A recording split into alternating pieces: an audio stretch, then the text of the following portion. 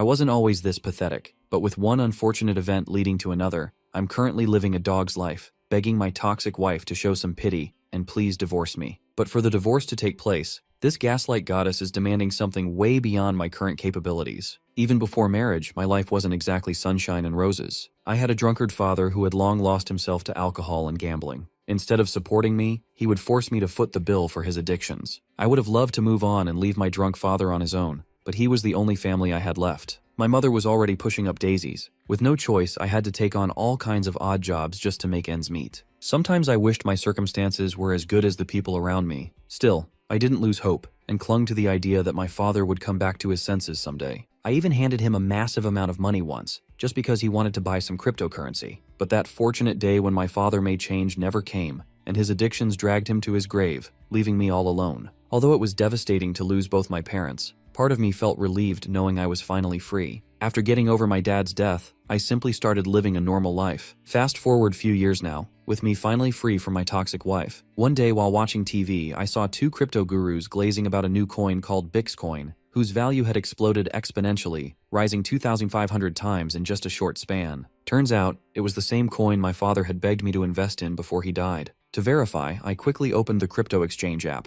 only to be dumbfounded seeing 25 billion won worth of Bitcoin sitting in my wallet, ready to spend. From that point onward, I became obsessed, constantly checking my wallet for every little spike in the chart. Honestly, having a digital currency that could vanish any second made me feel insanely anxious. That's why I'd been pulling all-nighters, staring at the charts in panic. Sometimes the coin went up, sometimes it dipped, making the whole experience unbearable. Similarly, one day I came home after a casual bike ride, opened my wallet, and nearly passed out. Not because I lost money, but because my coin values had gained another 20 million won, shooting my portfolio up by almost 2 billion won. In the days that followed, I went back to my job. Recently, my company had been running demos with surgical equipment we had delivered the previous week to different facilities across the country. The team sent to Busan wasn't doing too well, so the chairman wanted to send someone else more capable. With my tired and sleepless eyes, I raised my hand to volunteer for the trip. I didn't do it out of seniority, but because I hadn't had proper sleep in ages and thought maybe a trip would help clear my head. The chairman agreed but wanted another person to tag along. That's when the hottest woman in our office volunteered to join me. You might think I was one lucky bastard, and trust me, my coworkers thought the same. Some even begged to take my place on the trip, but the chairman turned them down since only 2 people were needed. By the way, her name was Sua. Speaking of names, I think I forgot to introduce myself. My name is Kim.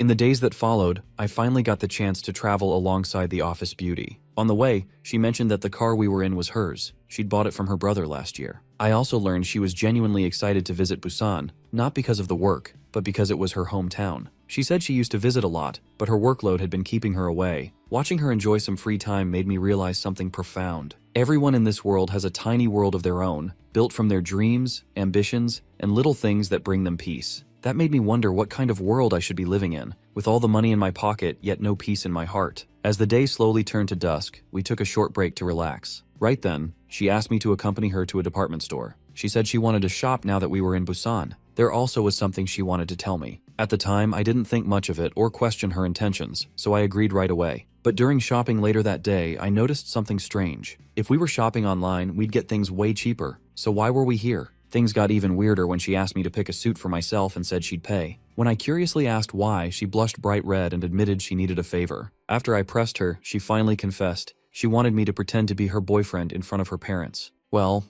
I was stunned. She went on to explain that her parents were expecting her to be in a relationship since her younger sister was already dating someone. At that moment, my heart started racing and I got butterflies in my stomach. Eventually, I met her parents at a fancy restaurant. Not gonna lie, they were quite the yappers, going on and on about how perfect their daughter was. But honestly, I was on cloud 9 too, enjoying every moment of it. For a divorced guy like me, even pretending to be someone's boyfriend made my heart skip a beat. Since her parents knew we worked in the same company, they naturally asked how we got close. Of course, I had to spin some bullshit story to make it sound convincing. Seeing how warmly Sua's parents treated me reminded me of the last miserable encounter I had with my real in-laws. Those people were just as atrocious as their daughter. Their cold and cruel words still live rent-free in my head to this day. Long story short, I tried my best to win them over, but it was a lost cause. In comparison, Sua's parents felt like angels in human form. But thankfully, I'm no longer a married man. After that memorable evening, her parents finally decided to bid us farewell. They lovingly told their daughter to enjoy her date with me. Since it was all just an act, Suwa was clearly embarrassed, making it equally embarrassing for me. I think I'm just insecure for a girl of her caliber to be around me. Once we were alone at the beach, she apologized to me for dragging me into a mess I never signed up for. During the meetup, her sharp senses had picked up on my unease, which she suspected was caused by the bad memories this roleplay had triggered. I was genuinely surprised that she was worried about my divorce situation, so I quickly assured her not to worry about me. In fact, I really enjoyed her parents' company. Not to mention, the free food I got to eat was just the icing on the cake of the whole experience. To distract her from the topic, I suggested she show me around the area since it was my first time visiting Busan. My sudden request clearly gave her a lot to think about. I could tell she was trying her best to figure out the perfect place that would make my time worthwhile. Eventually, she pointed toward a fortune-telling camp, much to my bewilderment. After all, I was expecting some kind of memorable spot exclusive to this city. Nonetheless, we went inside, and just like any crystal ball con artist, the old hag behind the table managed to win over Suwa with her Barnum effect tactics. Among all those generic details, the hag also mentioned how Suwa had recently wasted an opportunity. At that moment, I wasn't sure where this old hag was going with it, but apparently she was talking about Suwa missing her chance to confess her feelings to me. The old hag assured Suwa that she would soon get another shot at the opportunity she had just passed up, and advised her to seize it this time. While Suwa was busy buying the old hag's nonsense, I wasn't even paying attention. For me, fortune-telling is nothing but a scam. Anyway, it was finally my turn to have my fortune told. Though I was reluctant, Suwa insisted I have my future unraveled too, just to make our visit worthwhile. And just when I thought things couldn't get any crazier, the old hag actually managed to hit a nerve. That woman somehow knew my upbringing wasn't all sunshine and roses, and that I had grown up poor. She continued to surprise me by claiming that people like me are destined to amass wealth. She said it was just the beginning, and that my luck would continue to shine bright. She advised me to travel the world and collect new experiences along the way.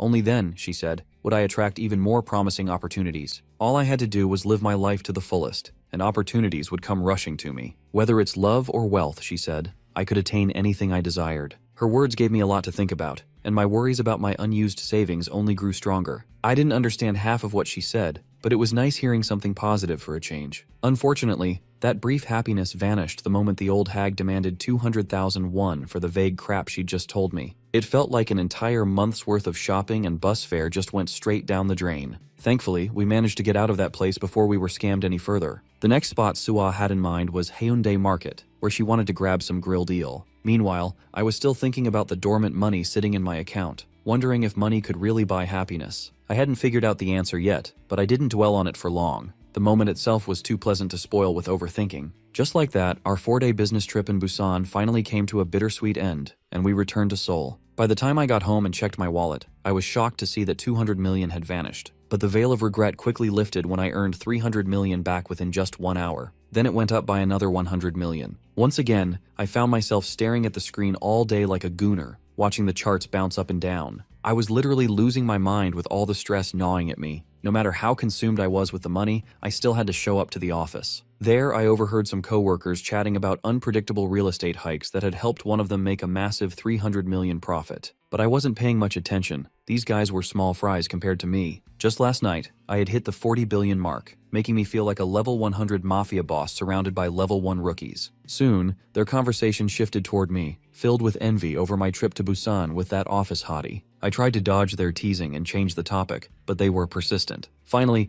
one of them redirected the conversation, talking to team leader An about how some stocks were growing too slowly lately. They mentioned rumors that everyone was now flocking to buy Bitcoin. The value of this coin had skyrocketed within months, and anyone who held onto it had their wealth multiplied by 8. Rumors suggested it had huge future potential, so naturally they all decided to buy a little for themselves. Meanwhile, I was just listening to those guys quietly, absolutely losing my bananas at the thought that I was going to get even richer. But reality had something else in store. By the time I got back home and checked the coin price, it had already plunged over 15%. If my calculations were right, I had lost 6 freaking billion in a split second. Like literally, I felt the life drain out of my eyes. Even the next day at work, the only thing looping in my head was that massive loss I had to swallow. To put it into perspective, that money was basically 45 years worth of salary. To avoid taking any more hits, I started contemplating selling the coins and just getting it over with. I mean, I still had 34 billion left, which was more than enough to last me a lifetime. But just as I was about to sell everything and finally breathe free, my nosy coworkers interrupted me and started interrogating me about my dull mood. While I tried to hide my inner turmoil, they noticed the crypto exchange app open on my phone. It didn't take them long to realize I was also into cryptocurrency. They started asking me how much I had invested, and I simply said, 34. But I didn't tell them what came after that, million or billion. That piece of info had to stay with me if I wanted to avoid unwanted attention, and luckily it worked. I also told them the reason for my gloomy face. It was due to the dip that happened yesterday. My coworkers looked at each other and smirked, which instantly confused me. That confusion turned into shock when they showed me the current coin price, which had already bounced back after yesterday's drop. Those guys were kind enough to cheer me up, assuring me that the real surge hadn't even started yet. Hearing them talk so confidently about the coin, I fell into a dilemma again. Should I hold it a bit longer? Maybe I was being greedy? But whatever the case, it paid off big time. The very next day, Bitcoin went through another historic breakout. The price more than doubled, becoming a worldwide sensation. With that massive hike came a massive expansion in my portfolio. Suddenly I was sitting on 100 billion won, and just like any normal person would, my balls literally climbed up into my throat in sheer shock, and my heart felt like it was about to burst out of my chest. After I managed to calm myself down, I made a rational decision to withdraw the money and be done with it. But once again, greed kicked in and left me hanging. That greed inside me felt like it had taken shape, whispering in my ear to hold on just a little longer. But then I realized something. Maybe it was the fruit of my father's hard work, the same man who once begged me to lend him money. With that thought, I knew exactly what I had to do next. I couldn't just let the fruit of that struggle go to waste. The next day, Sua noticed my absence at the office. The first thing that crossed her mind was that maybe I had gone on another business trip. When she tried confirming it with our coworkers, she learned that I was actually taking a personal day off. Naturally, that confused her. I was a nobody with nothing major going on in my life, so her confusion was justified. She just hoped I was doing fine. Contrary to what she imagined, I was actually out casually shopping at a nearby Ferrari showroom. Out of all the cars lined up, the one that instantly caught my eye was the Ferrari 458 Italia. As part of his job, the salesman started rattling off specs and features, but I couldn't care less about that. I was only interested in how it looked. So instead of listening to his endless sales pitch, I shut him up with my Platinum MasterCard, intending to pay the full amount right there. You might be wondering how I was casually shopping for a Ferrari. Well, to tell you the truth, I followed the path my father had paved for me. I sold off all my coins. In US dollars, I was worth 100 million, roughly around 100 billion won in hand.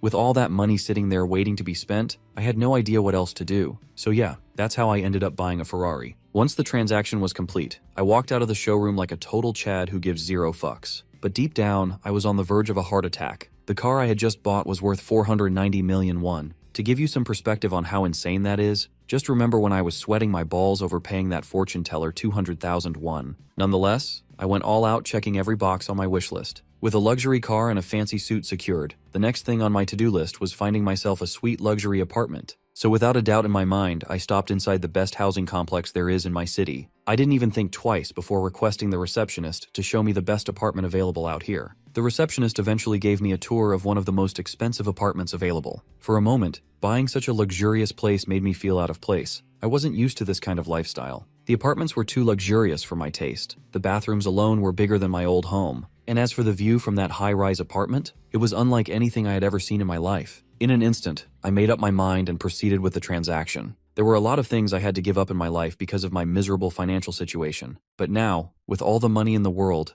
I didn't need to hold back anymore. Not only did I buy my apartment, I paid the entire lease amount in one go. It was one of the items on my personal to-do list. When I laid the entire payment on the table, the shocked expressions of the receptionists made every penny worth it. Let's not forget about Sua. While two coworkers were getting all chummy in the office and just about to kiss, Sua barged in and started demanding to know where I lived. Her intense gaze startled them both, making them wonder why she was so desperate to find out where I stayed. As you might have guessed already, she was just worried about me since I'd been absent from work that day. She thought I was sick and wanted to check on me. Her sudden request made the coworker question if it was normal for one colleague to worry that much about another. Either way, he didn't know where I lived, so he politely declined and promised to text me instead. As expected, I got his message a little while later, and I was surprised they suddenly wanted to visit me. When I realized I'd made them worry unnecessarily, I apologized and sent my address. Swa was grateful to Jongyup for getting my address for her. Given how excited she looked, Jongyup started to suspect that she might actually be in love with me. Eventually, both of them decided to visit me together. They were genuinely curious to see what kind of place I lived in,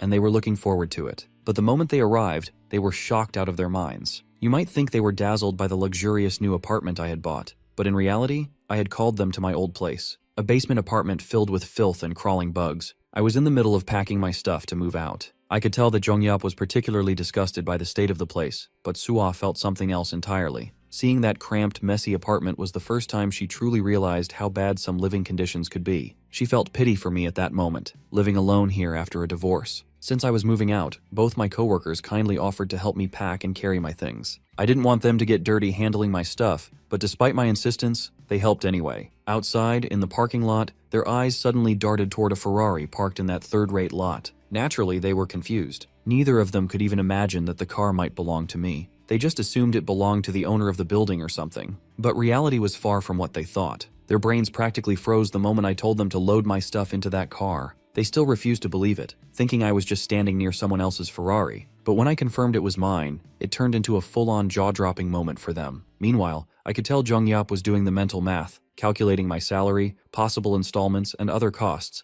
and none of it made sense to him. But that was only the beginning of their surprises. This time, I wanted to show them my new apartment, and they quickly agreed to come along. Though while inviting both of them, I forgot to take one tiny detail into account. My new car could only fit 2 people, so I asked one of them to come separately. At first, Sua volunteered to travel alone, but Jung-Yup stepped back and let her ride with me. I could tell the poor guy was crying inside for missing the chance to ride in a Ferrari. Since it was Sua's first time in a luxury car, she was naturally anxious. Riding with her reminded me of our last trip together, which, in turn, reminded me of her parents. When I brought her parents up, she admitted that her parents were expecting her to marry me sooner or later. Of course, I refused to play along with that fake husband act. At that moment, she turned toward me with a serious look. She wanted to ask something important, but her voice trailed off. When I asked her again, it was clear she didn't feel comfortable asking such a sensitive question, so she kept it to herself. If I had to guess, she probably wanted to ask about my divorce, how and why it happened. Though honestly, at that time I didn't think much of it. I just assumed she was curious about my sudden wealth. Either way, I was grateful that both she and Jong-Yap were minding their own business. Somewhere else, my ex-wife was on a phone call, holding our old wedding photo in her hands. Behind my back, she was likely plotting something. Not that I knew what it was, I was too busy enjoying my new life. In the days that followed, Jong-Yap also got to ride the beauty. It was then that he suddenly asked me an unexpected question out of the blue. He wanted to know how I viewed Sua. I didn't really like the question my colleague asked, but since we were hanging out together, I decided to answer his query and describe Sua in the best way possible. To me, she was a kind-hearted, capable woman who knows how to take care of people around her. I was really glad I got to work with a junior like her. Surprisingly, my answer wasn't enough for Jong-Yup, and he wanted me to say more. I already knew where he was going with this question, so I decided to close the topic. When we got back to the office, the other colleagues were shocked to learn that I own a Ferrari. When they asked how I managed to earn so much even though I bought Bitcoin pretty late, I simply gave them a convincing lie, claiming that I had reinvested the profits over and over. Those guys instantly fell into dismay after realizing how much I'd achieved with that coin. After all, both of them had already lost 40% of their money in the recent crash. Good for me, I sold it early, way before the catastrophe struck. My colleagues, however, mistook my insane luck for some kind of impeccable trading genius that I supposedly possessed. They wanted me to become their crypto guru and teach them the ropes. Among the three of us, only I knew they were barking up the wrong tree. To brush it off, I just blurted out some random nonsense. Just one line, heart of a beast. The two of them took my words way too seriously and started decoding the meaning behind it. I couldn't bring myself to lie too bluntly, so I decided to just keep quiet. Thankfully, I didn't have to say anything because one of them assumed what I said meant having a great mindset. Anyway, I let him live with whatever interpretation he liked. They kept questioning me about my financial success and started assuming I might have been exploring more business ventures. I simply played along, nodding to whatever they came up with. Though I did tell them a bit of truth too. I actually reinvested in multiple other coins because my instincts told me there was still room for crypto to grow. Before suggesting a few coins to them, I made it abundantly clear that I wouldn't be responsible for anything. It was their call to take the risk. Finally, I told them about XRP and Ethereum, the two coins with the most potential. As expected, both coworkers were skeptical since they were relatively new currencies at the time. So, I had to step in and explain everything. XRP's main purpose was to support internal bank transactions, while Ethereum aimed to use blockchain technology to enable various types of transactions. Of course, that didn't guarantee a price increase, but compared to other coins, these two were bound to attract a lot of investor attention due to their relatively low risk. The guys were actually surprised that I possessed such uncommon, in-depth knowledge, but it shouldn't have been that surprising. After all, I'd put my entire fortune on the line. While I was busy flexing my so-called knowledge, Sua was freshening up in the restroom. Her mind was mostly occupied with work, though the next thing on her mind was me. Then, a few girls joined her in the restroom, gossiping about the Ferrari I had recently bought. Since they couldn't believe I actually owned that much wealth, rumors started spreading that I'd bought the car with borrowed money and was now buried in debt. Not only that, there were also nasty rumors that I'd gotten into gambling and drinking. As those girls kept spreading lies about me, Sua kept listening silently until she reached her breaking point. To clear my name, she confronted them and demanded to know who started those rumors. Not long after, someone familiar walked into the office, immediately capturing everyone's attention. It was a woman, and a beautiful one at that. She went straight to the counter and asked the team leader about my whereabouts. The team leader wasn't much help. He intentionally concealed the truth and lied that I was away. But, just my rotten luck, I happened to walk across the office at that exact moment with a big stack of conference papers. The woman recognized my voice and turned toward me. As soon as she helped me hold the boxes, I thanked her, only to take them back right away. That woman was none other than my ex-wife. Yes, the same bitch who had already traumatized me enough. The moment I saw her face, my mind drifted back to the past, remembering every time she treated me like trash. Even during our honeymoon, she confronted me and belittled me for not booking the best hotel for our stay. She was a woman with a PhD in gaslighting, while I was just a simple-minded guy with straightforward thoughts. Her insults, her gaslighting, and the way she constantly made me feel insecure still echo in my head. And now, seeing her right in front of me, I didn't even want to make eye contact. But since she was working in the same office as my junior, it became my duty to respond, albeit begrudgingly. After putting the boxes down, I reluctantly took the files she wanted to deliver. I didn't flinch, let alone feel intimidated by her presence. After taking the files, I confidently walked past her, which only made her angrier. Her anger was obvious. She was pissed that I didn't act like the scared loser I used to be. Oh, I think I forgot to mention her name. She's Han Chae-won. She was annoyed about me showing up in a Ferrari at work. What a savage I was, I know, right? This bitch is now regretting divorcing me. Had she known I was going to end up filthy rich, she would have held on to that marriage a little longer. But since she can't gain anything by crying over spilled milk now, she decided to drag me down altogether. As soon as she entered the office, she put on that fake innocent bitch face, acting like a poor victim devastated by the divorce. Her toxic female friends surrounded her, trying to comfort her. While putting on this Oscar-winning performance, pretending to cry, she straight up lied about me, claiming that I yelled at her while she was just there to hand me some files. She kept farming sympathies left and right from her pro-feminist clique. But among all the women there, one nerdy girl wasn't dumb enough to fall for her act. Meanwhile, I was just doing my job quietly in my office space, though my mind kept drifting back to her over and over. She had finally come back. Initially, I used to fear that once she returned to the office, I'd feel sick just seeing her. But honestly, I wasn't intimidated at all. In fact, I didn't feel a damn thing. Suddenly, my coworker sneaked up behind me wanting to talk about something. Once we were up on the rooftop, he hugged me out of nowhere, while the others congratulated me for some reason I didn't understand. When I asked Sangi what the hell was going on, he finally spilled the beans. Turns out, XRP had skyrocketed in value, shooting up another 70% in just 2 days. The moment I heard that, I went into deep contemplation, running mental math on how much I'd just earned from the surge. As it turned out, my XRP investments alone had exploded to a whopping 100 billion, a number that had me sweating my balls out of pure astonishment. Meanwhile, my coworkers were just celebrating after making a few million, which was basically spare change compared to mine. They started pestering me about how much I had invested in XRP. I was hesitant to lie, but telling the truth might have blown their minds. So I casually said I'd invested 10 billion in each coin. Of course, they were shocked to hear such a massive number, even though that was barely 20% of my actual investments. With 10 billion invested, they figured my profit must have been around 7 billion. Then they began asking if they should hold or sell. But since I didn't want to be responsible, I told them to make their own call. You see, I felt that this sudden surge in XRP was kind of suspicious. For a currency that was originally designed to speed up bank transactions, it didn't make much sense for it to spike out of the blue. The only explanation I could think of was that greed was sweeping through the crypto market harder than anyone expected. 2 straight days of nonstop gains usually means something big is coming. When they asked what I planned to do, I simply told them I had no intention of selling yet. While my coworker thought I might be getting greedy, I figured that with everyone acting greedy, another surge was inevitable. That day, word spread fast through the company that I had struck it big with crypto. The flashy story of someone getting rich at a young age was enough to grab everyone's attention. Soon, my name was being mentioned in every conversation. While everyone was talking about how I'd made it big, and even helped others earn a bit too,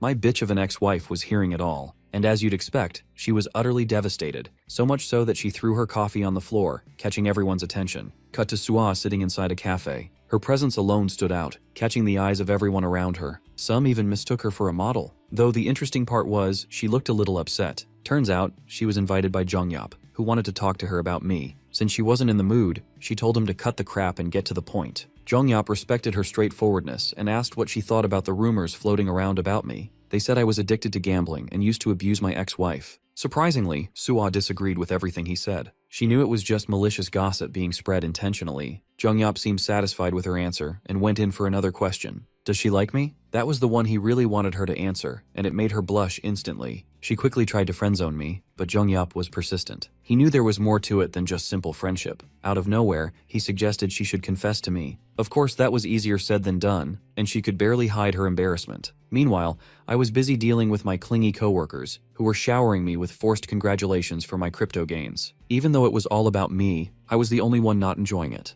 My coworkers were overjoyed after taking my earlier suggestions and hitting it big themselves. I was honestly shocked to see how many people had already jumped into the market after hearing the rumors. And surprisingly, their decision wasn't wrong. They'd actually struck gold, with prices nearly doubling within days. Because of that, I was getting way too much unwanted attention and affection. They were convinced I must be sitting on more than 10 billion won from my initial 2 billion investment. But the truth was far beyond what they imagined. My assets had skyrocketed to 578 billion. Let that sink in. That's enough money to buy an entire company if I wanted to. I always knew XRP and Ethereum had potential, but I never predicted it would explode like this. By now, even the office hotties were asking me to tutor them about crypto and give them solid investment tips. But I was already skeptical of the sudden boost in XRP and Ethereum prices, so I didn't recommend they invest. When something rises too fast, it falls just as quickly too. The chicks were getting all impressed after hearing everything I had, but the only person who didn't enjoy the attention I was getting was my ex-wife. She had started to feel jealous. Jealous that I was the one getting everyone's attention. For a guy she once saw as nothing more than a pitiful fool, it was too much for her to handle. If only I had been this rich before, she wouldn't have dared to divorce me. At that moment, she was left with no choice but to play her trump card. Meanwhile, in the company's group chat, everyone was talking about my wealth as usual. The chat had turned more into a Telegram-style crypto channel filled with nerdy coin talk. Not that I minded it, at least everyone was having fun, and no one had taken any losses yet. Only then did I suddenly get a text from a familiar someone that made me hesitate. Of course, it was Han Chaewon. Being the gaslighting bitch she was, she tried to sugarcoat our divorce and wanted to get close to me again. She pretended to sympathize with my poor upbringing and being an orphan. To reconcile and heal things between us, she suggested meeting up. But I knew exactly what she was trying to pull, and I wasn't playing her games anymore. Just as I was about to block her number, I got a call from Sua. I wasn't expecting that at all and quickly answered it. She seemed surprised by how fast I picked up, so I had to explain that I was just messing with my phone. Still, I was curious why she called. She didn't reveal much, just said she was checking in. As we caught up, the conversation started to flow naturally. She asked if I had any plans for the holiday tomorrow. Well, there wasn't much to do, except I was planning to hit the department store to get some new furniture. Hitting the iron while it was hot, she asked if she could tag along, which honestly surprised me. She stayed silent until I gave my answer, clearly expecting the worst. But when I agreed, she lit up like a kid. And after the call ended, she was over the moon, literally so happy and embarrassed at the same time. Jongyap's words suddenly echoed in her head, the same ones that might seal her fate with me. She wasn't sure if she had the courage to confess, but she hoped to do her best. When the next day arrived, I was already there waiting for her. Guess it's my fault for showing up too early. As I was about to hit a nearby cafe, Sua appeared right on time, which meant she was early too. She looked unusually happy that day and started calling me Appa instead of the usual honorifics. I guess since we were outside of work, it was fine. While I had no clue about her real intentions, she was blushing just from looking at me. With that, we walked into the store together. Let's not forget my bitch ex-wife, who had been waiting for me to arrive. As we strolled through the packed aisles, Sua seemed lost in thought, realizing it was her first time meeting me privately. Maybe the way we were shopping and laughing together could even be called a date, a thought that made her blush even harder. Meanwhile, I was completely oblivious and focused on finding the best furniture I could. Even she noticed my excitement. I mean, why wouldn't I be? After all, back when I lived in that semi-basement, all I had were thick old blankets. Just feeling the comfort of these premium fabrics made me excited. After dropping nearly 2 million won on 3 blanket sets, I went ahead and bought a cordless vacuum cleaner. Then came the turn for the latest refrigerator, and then the washing machine. And of course, a couple of sofas too. By the end, I'd bought everything I wanted, the total cost coming up to 56 million won. For real bro, I was actually having fun shopping. It's fun to shop when you're ultra rich. Even after buying all that luxurious stuff, it barely made a dent in my savings. Having that kind of money honestly feels like having cheat codes in a video game. In the rush of my shopping spree, I totally forgot about the girl accompanying me. I thought she must have been bored just tagging along. But contrary to what I assumed, she said she was actually enjoying herself. When she realized she was having such a good time with me, it reminded her of Yongyup's suggestion to finally confess. By now, she understood she couldn't keep hesitating forever. So after gathering some courage, she turned toward me, only to be interrupted by me like an idiot. My dumb ass didn't even realize she was about to confess and cut her off mid-moment. She brushed it off and told me to go ahead with what I wanted to say. But when she insisted her question wasn't urgent, I started talking, only to get interrupted by another thought. Let's not forget my bitch ex. absolutely losing her mind after I left her on scene. The fact that I didn't even bother showing up was driving her insane. The next day, as usual, my coworkers were celebrating their profits from XRP. At this point, the whole company had turned into crypto addicts, with me as their guru. Our assistant manager, Na Sang-guk, who once called crypto gambling, had finally tasted his first profit and lost his mind over it. He's the living definition of, if I'm not part of the corruption, then it's bad. In the 2 months that followed, Ethereum tripled and XRP rose tenfold. These massive profits turned even the most straight-minded people greedy. People always believe that once they win big, they'll stop being greedy. But reality is the opposite. Once you take the bait of easy money, you've already fallen into the trap. That's when your morals and principles start vanishing, and you begin making one reckless move after another. The next thing waiting after that is always catastrophe. I might have been a whale in the pond, less likely to take the bait and get hooked, but I wasn't immune to it either. I still remember my father's advice. Just because you have an edge in the game doesn't mean you'll win. Victory only counts once you stand up from the poker table with chips in your hand. In the company chat, 2 names kept popping up in every message, mine and XRP. Assistant manager, Na Sang-guk was reading every text, stewing in envy. He believed I didn't deserve the praise, that it was just dumb luck that made me rich. He thought he knew better than me. His confidence came from the 100 million he made in a month. He was convinced his luck would keep rolling, that soon he'd buy a riverside condo and a sports car. And then, all that'd be left was confessing his love to someone like Swa. At that moment, I announced in the group chat that I was going to sell both my XRP and Ethereum. Some coworkers couldn't believe my sudden decision. Na Sang-guk, on the other hand, thought I was insane to sell at a time like that. He believed he was smarter than me, and even tried to convince others otherwise. For all he cared, I was the reckless one in the group. Still, I calmly laid out my reasoning. The market had risen too fast, and correction was inevitable. Of course, I couldn't change everyone's mind,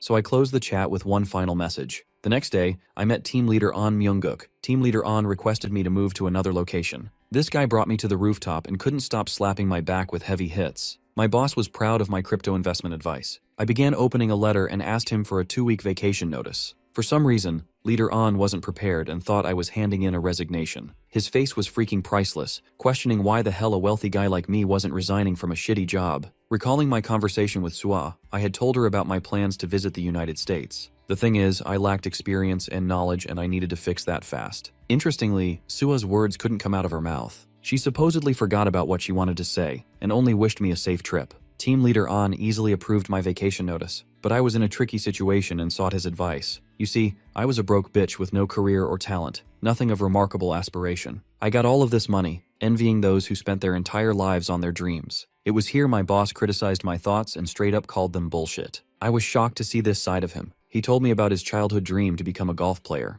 Leader An practiced so much that his hands peeled off skin, and yet he kept going. I knew he was happy to pursue his dream, but then one day his worldview shattered. The poor guy discovered the immense fees his parents had to cover just to finance his dream. Despite everything, An had to make a difficult choice of killing his dream and ended up in an office. His new dream is to live with his family and just watch a casual baseball game. Assuring me with his wisdom, he emphasized that life is full of chances to pursue and that dreams shouldn't be obsessed about. All this time, I had been silently listening to his advice and found myself moved. My thoughts became clearer, allowing me to take one step at a time and pursue life slowly. Finally, my nosy boss creeped up on me and decided to address the elephant in the room. How much money did I make? I began speaking vaguely, asking about the price of an average apartment in Gangnam-go. The answer was 2 billion at the time, and using that number as a reference, I whispered the money I made in his ear. It's safe to say that this man's jaw dropped in shock, questioning reality. A part of him was really part of me, because I was not just walking away as an office worker, but a man who had officially entered the domain of trillions. Shortly after this conversation, I packed things up and left for the airport. Right away, I noticed premium treatment in first class, and remembered how shitty it is to fly in economy. I hummed and sat back with happiness, until a voice to my right attracted my attention. This woman was on a call, so I waved hello after we met eyes. She dropped her call to apologize to me. Curious to use this as a business opportunity, the woman handed me her personal business card. She was Jin Yu-gyung, an executive director and a brilliant success story for her age. As I read the details of her card, I introduced myself back as a simple sales rep of a pharmaceutical company. I could see her face crack in shock, questioning how an average Joe like me was out here flying first class. I followed up by saying I mostly worked in investments these days. But honestly, fuck her. There was a beautiful mouth-watering steak in front of me stealing all my attention. I got to business by taking a bite, and received a jolt of how juicy each bite was. I was finally beginning to understand what first class truly felt like. Meanwhile, Yu-gyung was carefully eyeing me down. She'd already guessed that it was my first time sitting in first class. Coincidentally, we locked eyes, and I praised her for her elegant posture. Describing how natural the knife looked in her hand, I caused her to fluster and turn back. She felt really happy receiving such praise. Shortly after, Yugyong showed me her company's new car commercial concept. I was in absolute awe because this model is supposed to target the US market. Out of nowhere, she asked me about my current vehicle of choice. Even though I'm a humble guy, I casually decided to flex my possession of a Ferrari. The woman froze in sheer shock and told me they were working on sports models and even electric vehicles. I actually connected my experience of driving a Mirai electric car at a certain point in my life. I could see her face light up ready to hear about the experience, until I annihilated this woman by criticizing the car's accelerator and brake system. Even though I was honestly recalling my experience, Yugyong was out here losing it. At the same time, I realized how much I had changed. Before, I didn't even have the balls to talk shit to a woman of her caliber. Deciding to peek into her interests, I learned that Yugyong had a passion for cars as a kid. She was an enthusiast who drove dozens of different cars. Curious, I asked about the details. Her recent experience involved driving a Mini. She loved it for its pretty design. I could finally see her face lighting back up again. The flight resumed, and we were about to land at the San Francisco airport. Yugyong spoke of all the jibber-jabber for the remainder of the flight, talking about company specifics and market difficulties. She killed my mood and interest by that point. It was a torture sitting next to a yapper. At last we landed. She offered me a handshake and hoped to reconnect in Korea. I had finally escaped the torturous flight after enduring her chatter for hours, even regretting that I bothered to speak up at all. Exiting the airport, I welcomed the diverse experience at San Francisco. My dream of coming to the States had become a reality. The person welcoming me called out my name. It's Myungwoo, my old friend. We shared a semi-basement back in college and went through the toughest of times. He was my ride or die until he got lucky and landed an amazing role in a company here. I couldn't help but notice his chubby face and bloated belly. He went from a stickman to a bowling ball. Myungwoo offered to eat, but instead of taking me to a restaurant, this man introduced me to America's finest meals, a burger. While all of this was happening, my shitty ex-wife suffered in silence for ignoring her all this time. Chaewon shared a table with her friends, sharing how angry she felt about me leaving on a trip to the US. She even invented a gambling addiction out of nowhere and called me a violent man, a cheater, and even a scumbag. Chaewon didn't know she was about to get a reality check from the baddest bitch on the block. This woman humbled her ass, reminding her that since they're both now separate, she shouldn't be bothered. Team leader Choi Sohei was done hearing her rant and kept her silence all this time. But seeing this woman talk shit constantly about me was shocking to her, especially when everyone knew I acted differently from her stories. My ex-wife was given a reality check by Sohei, who bluntly and frankly called it an act of jealousy. My ex-wife couldn't take the heat and got up,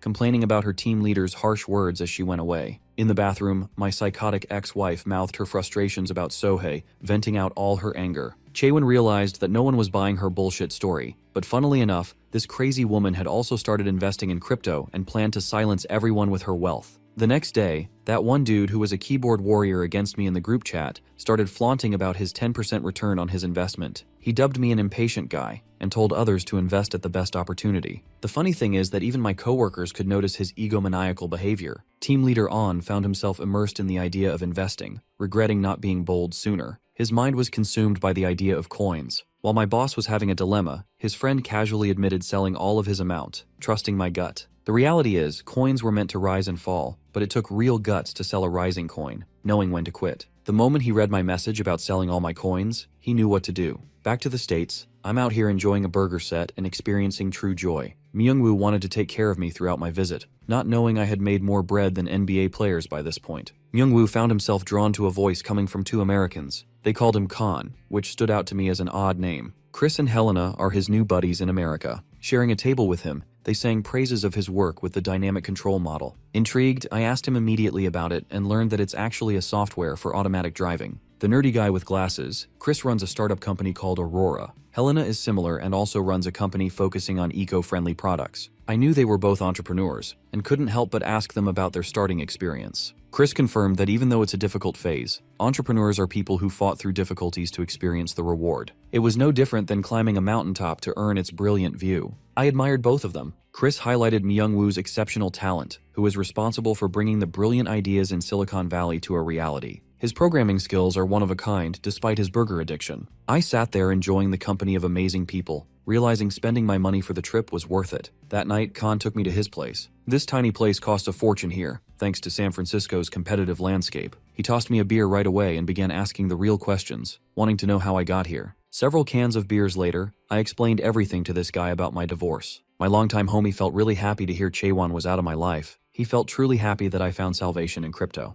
Plenty of people in the US struck a similar fortune, and I learned that some of them even made their own coin. This was a novel idea to me that caught me off guard, but made sense because of the influence of Bitcoin. Inspired by the act of creation, I threw a powerful idea in Myungwoo's face, the desire to start a new company. My homie thought I had too many beers and couldn't think right, but I was dead serious and inspired by the approach of entrepreneurs. Being my best friend, Myungwoo talked about 3 crucial factors in starting a company. The first one revolved around securing capital, the second was the grand idea, and the most important one of all was the qualities of the CEO. Despite having perfect capital and perfect ideas, none of it mattered jack shit if the CEO was a fucking monkey. Capital is important too, but it wasn't enough. That's what I learned, which made me wonder the kind of person I had to become in order to bring my vision to reality. I began thinking of a dozen different qualities. My friend argued that startups were way more difficult than investments and advised me against the idea, but I wasn't finished and asked about the specifics of investing in a company. The next day, I sat across Chris, expressing great interest in investing in his company. For some reason, he didn't expect this conversation to happen at the burger place. To impress this guy, I whipped out my fancy research that I conducted on Aurora, his company. I noticed the upward trend and the interest of Korean conglomerates in his company. This meant that Chris's company was about to soar really high. Chris didn't seem interested until I shocked him with another hit piece of information about their battle against an investment company. I offered the savvy entrepreneur a real piece of value, expressing keen interest in a partnership rather than a mere investment. In fact, I was willing to put down $500,000 just for 10% equity as a partner. Hearing my proposal, Chris decided to check the documents. He fought back with an offer of $700,000,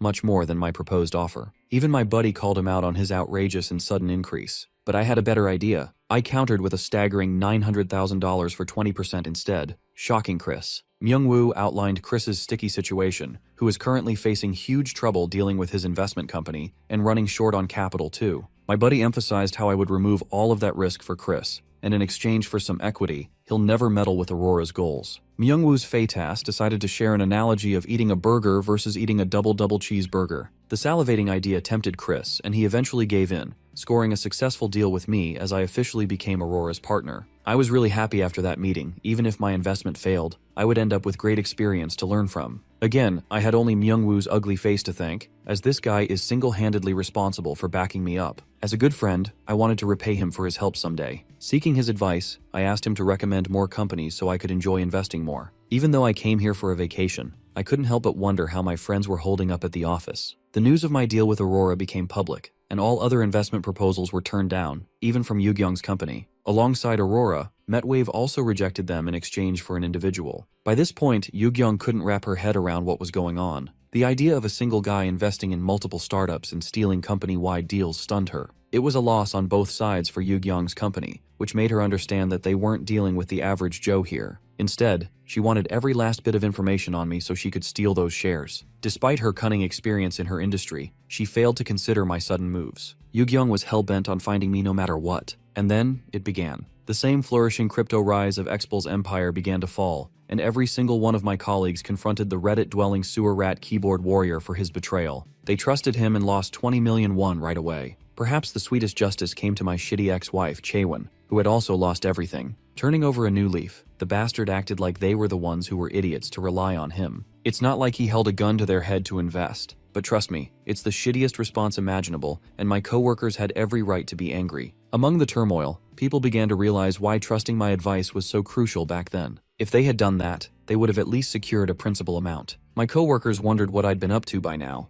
To be honest, I was in a life-threatening situation. With a gun in my hand, I mercilessly shot down my targets. My partner Myungwoo was by my side until I saw his body on the floor. He was done for, and while I was distracted, someone shot me in the back, ending my life. The player then took out a melee weapon, but it was nothing more than a stupid frying pan. Bro thought he was in PUBG and began smashing our heads, humiliating us in the game. The reality is, we were just playing an online game and couldn't secure a chicken dinner. Our obsession for a revenge match led us into another game. Remember when I talked about repaying my buddy over here? Well, as his homie, I got this man a whopping new house. However, Myungwoo didn't really like the idea of receiving a gift. Bro was hardcore refusing everything until he saw this magnificent gaming PC casually resting in the house. There were all kinds of consoles. It was the kind of place you could consider a man's ultimate dream. Both of us agreed to move in together. During our gaming session, I told him about my interest in backpacking. I came here for 2 weeks, but requested team leader On to extend my stay. Suddenly, an idea burst into this man's mind as he asked me for a favor. At first I thought he wanted to tag along, but it appeared that he had different plans. So we went, boarding a bus ride while a gorgeous blonde lady was sleeping on my shoulder. I just wanted a simple trip, but this lady made things awkward. You see, my dumbass best friend actually wanted Ellie to tag along. She's supposedly an acquaintance of his, and while I didn't really mind her joining, I wanted to know more about her. Turns out the girl that she's just a simple graduate, and that's how I was left stranded with her on the bus. In fact, I was so lost in my nightmare that I couldn't even hear her calling out my name. Ellie roared her excitement, because at last we had finally arrived in Los Angeles. The stunning young lady paralyzed everyone with her looks. Both of us had actually come here for the first time, but it seemed that Ellie was way more excited than I was. She wasn't even feeling the least bit worried, come to think of it. She's going on a trip with a random guy and doesn't fear a thing in the world. Her behavior informed me that I had yet to learn about the culture. While I was busy overthinking shit in my head, she got grumpy for me ignoring her. I apologized and asked her to try again. Turns out that Ellie's got a schedule we can follow for the whole trip. It was a convenient idea for me to relax, so I stuck to following her lead. Ellie and I began by exploring everything we could get our hands on, including the Universal Company HQ. By the sunset, I made my memories with her a physical form as she dragged me for a photo shoot. Enjoying the beautiful sunset, we drank a toast in our trip's name. Ellie thought I was exhausted by following her lead, but I actually had a really fun time exploring things around with her. I wouldn't even have explored LA like this without her, so I felt grateful. In an effort to learn more about me, she asked about my interest in coming to the States. I kept it simple and told her I was curious about a different culture. Then I asked her the same question. Turns out that the fresh graduate wanted to catch a breath of fresh air before starting her professional career. The brilliant young woman secured herself a job on Wall Street and knew her life was going to get busy. I found my jaw dropped after hearing her accomplishment. Ellie's greatest dream is to secure a huge business deal in her sector for the world to remember. Pouring us a drink, I offered a second toast to wish her the best in her endeavors. I also included the success of my own ambitions. Both of us thought that one day we would cross paths and do business together someday. By night, we secured ourselves a hostel room to stay in. Luckily, and surprisingly, our room didn't have anyone besides us. Ellie sat down on her bed, looking like a 5-star meal, and told me how nice it was that we were alone. To say that I was bricked up is an understatement, and I quickly told her not to make such jokes. She stopped her teasing, and soon after, both of us fell to sleep. But restless as I was, I just couldn't sleep at all. The way she casually implied us smashing wasn't in my bingo cards. My virgin ass almost couldn't refuse her offer, but doing so would have given Myungwoo a bad name. That's how I realized I had to be careful of my third leg from now on. The following night, we spent time enjoying ourselves the best we could. Gorgeous as she looked, Ellie came over with a smoking, sexy swimsuit. Leaning down on me, she teasingly suggested we head for a nice swim. I begged the crypto gods to give me strength. In the pool, she dove with such elegance, while I chickened out and watched her come out. Looking wet and shiny, she appeared more gorgeous than ever. I told her I wasn't really good at swimming, but she found this an opportunity to drag me into the water. Ellie wanted to become my tutor, but I was out here shitting bricks. In the end, American culture appeared way too easy and open. I wanted to keep some distance and maintain our relationship as it was, so I told her I'd leave early. Meanwhile, a bunch of clowns arrived to rain on our party. These hotshots thought that they could score a smoking gun of a beauty like Ellie. Perhaps the scariest part was that there was one dude interested in me. Miss me out on that gay shit. Ellie declined their invitation, but these guys didn't even care about being rejected. Her gorgeous personality seemed alluring to one of the clowns, and he was about to touch her when I swooped in, caught his hand, and told them not to touch her. Ellie was shocked to see me rise to her defense. Even though I became a big guy and defended her quickly, I had no idea what to do next. I mean, it was a 3-on-1 and I was gonna get my ass beat. My main priority was to secure Ellie's safety, but to my shock, it was Ellie who came up to them like it wasn't a big deal. Confronting them, she demanded the losers to leave if they wanted her to forget everything. The punks told her that hitting on someone wasn't the act of a crime, but it looks like Ellie was prepared. Suddenly, guards popped out of nowhere, and I don't know what to tell you, but the gay dude among the three still seemed turned on. The macho-looking behemoths casually told these pencil necks to follow them for harassing women. And that's how these guys were swept away, while Ellie and I shared a lovely time with our drinks. The guards even compensated them for their unfortunate situation, a custom similar to Korea. It seemed that Ellie found herself interested in me even more. She wanted to hear about my background, about my life. I stared at her blankly, before revealing my misfortunate childhood. I lived a shitty and poor life without parents. Just when I began telling Ellie about my fallen marriage, she instantly became angry on my behalf and called Chaewon a witch for treating me like crap. She thought I was Superman for enduring my ex-wife's bullshit, and honestly, she might be right. At the same time, Ellie understands why someone took an interest in me. She began charting out my best qualities, highlighting how respectful I was, and that any woman would fall for that. Her beaming smile made it seem like she was hitting on me, so ultimately we decided to call it a night.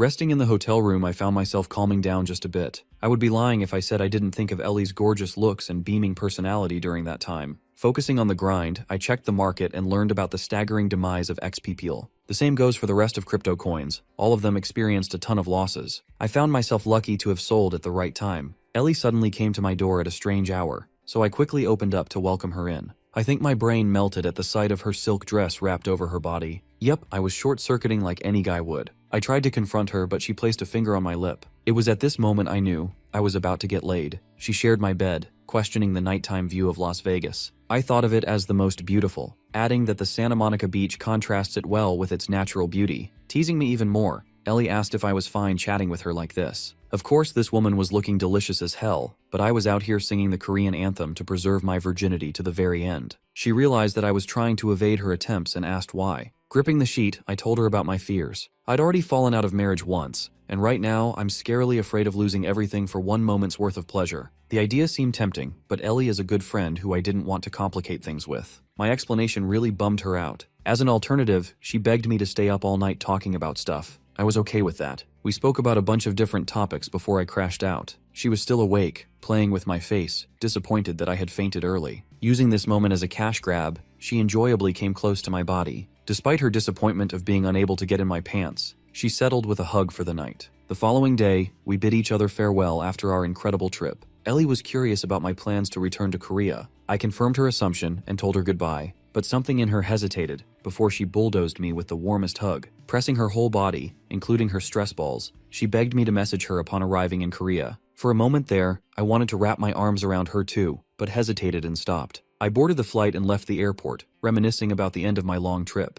I had made valuable relationships with the ambitious people of America, people I never could have enjoyed the company of in Korea. Each city was tremendous and different in its own way. All of it was driven by chunks of huge capital. Seeing America flourish in such a way ignited a dream within me, the desire to do more, to take greater risk, to strive further beyond. Most of all, I wanted to earn more money than ever. It always bothered me why billionaires worked hard even in old age. It's not because they had to, but because earning money is the most exciting venture there was. Finally, I landed at the airport, where my buddy greeted me with great joy. Jungyap didn't just come alone, but brought Sua along too. She greeted me and asked about my trip, and I just lit up seeing her. We talked to each other while Jungyap probably felt like the ultimate wingman watching us bounce off. Hungry? We settled to eat some lunch. Of course, I was going to treat them to a 5-star hotel. All this time, Chaewon kept messaging me, but I didn't give a rat's ass about her. I enjoyed the comfort of my apartment. Despite America's incredible view, I still felt biased towards the scenery of my place. Finally, I checked messages of all the people who hit me up. Myungwoo and Ellie gave me exciting news, while I thought about my future plans to visit the States more often. Among the messages, I found Chaewon. She wrote an emotional text, acting like I was the one losing out on the deal for going without her.